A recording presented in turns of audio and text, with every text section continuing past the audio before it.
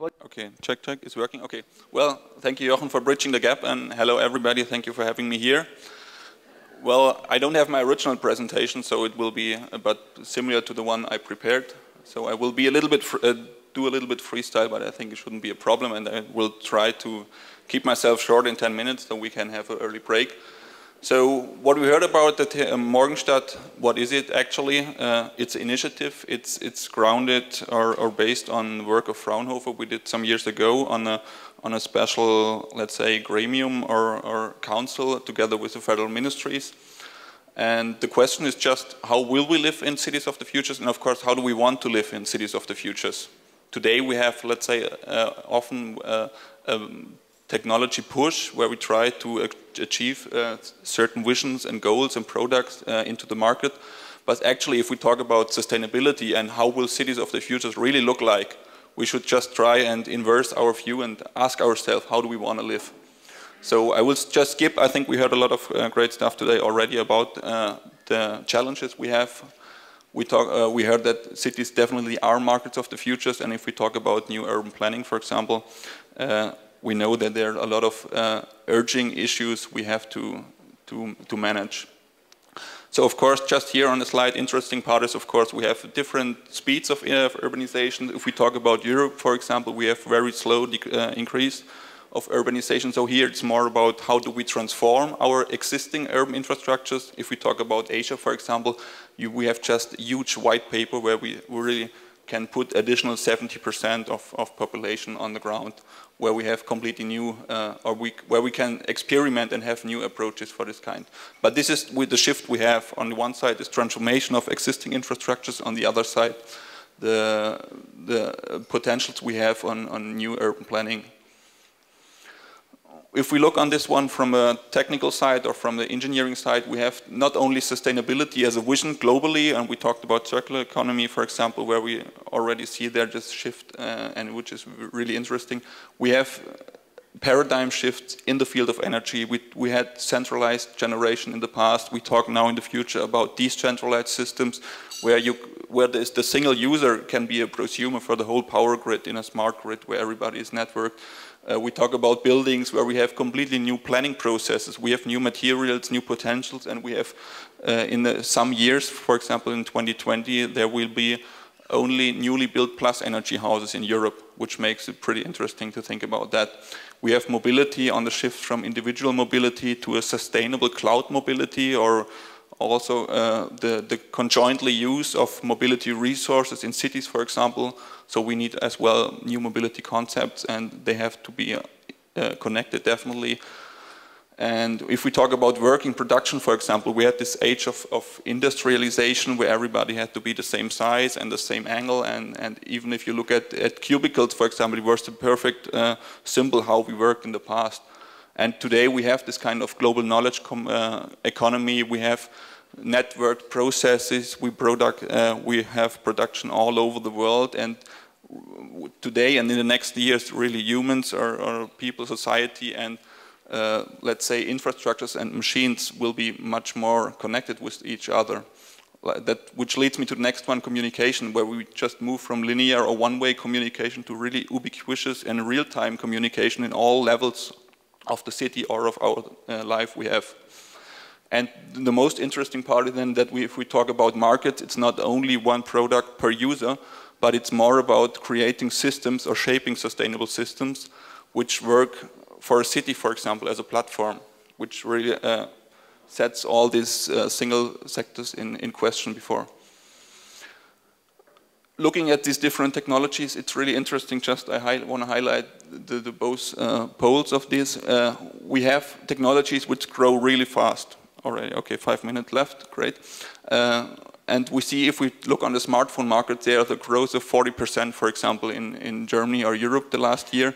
If we talk about the transformation of urban structure, we have 0.5% growth every year. So we just see we have all this technology together in cities, and we have to think about, if we talk about the city of the future, how will these combine, or which synergies they will have, or which conflicts maybe as well in future. And if we plan cities, we have just to anticipate, of course, all the different fields we talked about before. So, Morgenstadt initiative, what is it in general? It's one of the initiatives which ground on the action plan of the high-tech strategy in Germany of the German federal government, and it will, let's say, at least dominate the research policy we have or politics in Germany for the next 5 to 10 years. Actually, there's a volume, a budget written down, which will be around 560 millions to invest in research only for sustainable cities.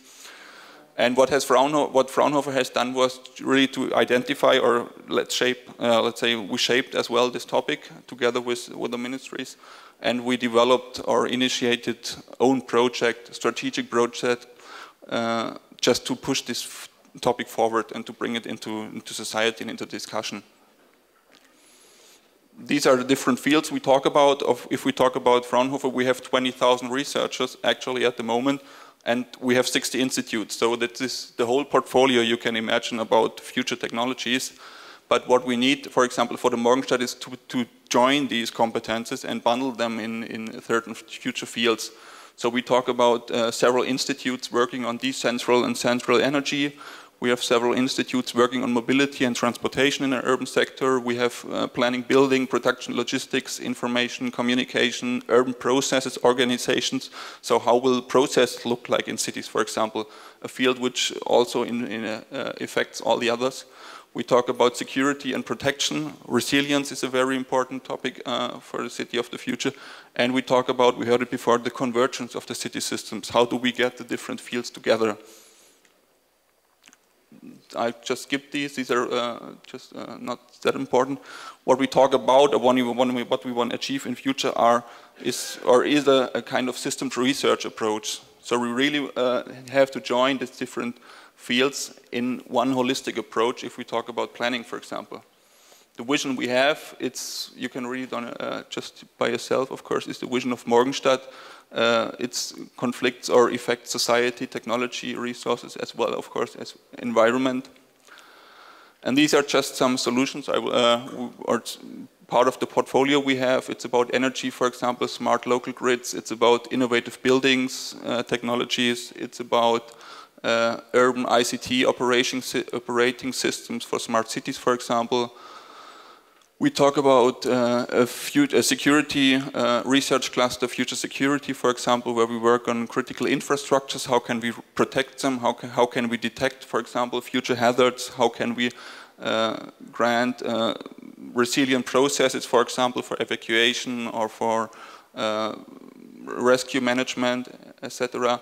We talk about urban planning tools for simulation of urban models, let's say, and of course the human communications of different planners or experts, if we talk on an urban level. How can we bring together all the experts we need on a certain model, on a certain idea, to detect the best idea?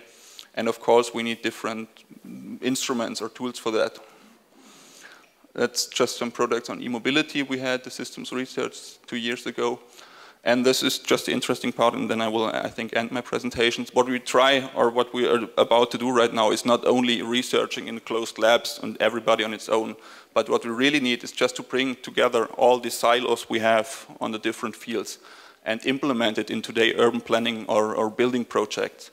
And this is just an example what we are doing right now. We have, for example, we are supporting campus development in Saudi Arabia, the King Abdulaziz City for Science and Technologies from the beginning on with different competences. We were involved in master city development from the beginning.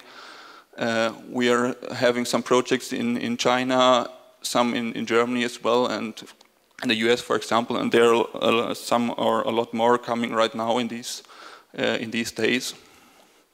So the interesting part for us is definitely just to support, for example, planners, support companies on this strategic field of Morgenstadt or City of the Future with a holistic approach. And yeah, I think it's always the hard point to develop or to identify the right levers you need for a whole, for a sustainability approach for cities, for example. So just to end with a quote from Lichtenberg, it is by no means certain that things will become better when they change, but in order to become better, they have to change. So I think that should be it, yeah. Thank you.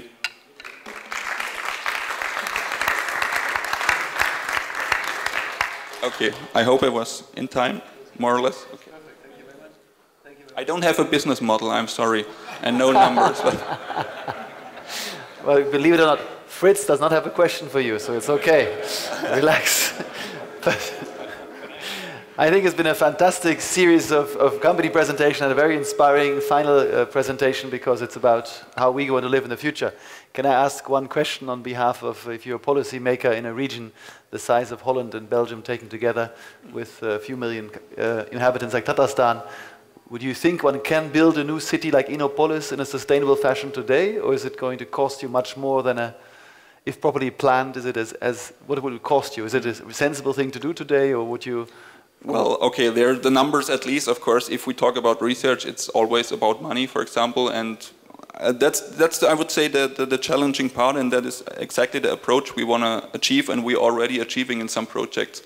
I think what you have to do is design or create a vision, what is achievable, for example, in 5 to 10 years, and what you need as well is, let's say, a multi-level strategy. So you need different scenarios, what is possible, and you need to quantify them. So if you want to know, of course, if I build this city or this district, for example, how much will it cost in a life cycle in 10 years, and what could be the savings? So I think the interesting part is, I would have had it on the other slides, is if we just invest, let's say, 1% of a whole construction volume or real estate volume in research in the beginning, we can really profit from that, for example, in the life cycle stage of, let's say, about 50%, if we talk about more resource efficiency, better energy efficiency, well, let's say, smarter processes, more happiness, more quality, etc. So I think that's not a problem or not a question of money, it's just a question of